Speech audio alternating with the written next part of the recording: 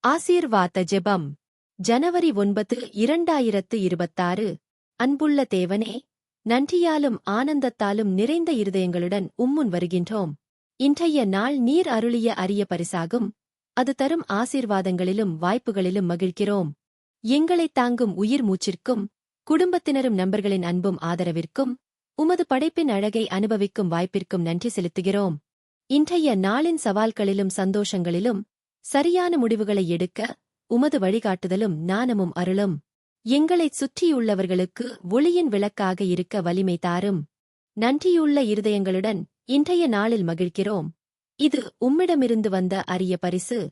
உமது நாமத்திற்கு மகிமை சேர்க்கும் விதமாக வாழ்வதற்கு எங்களை அர்ப்பணிக்கிறோம். ஆமென்.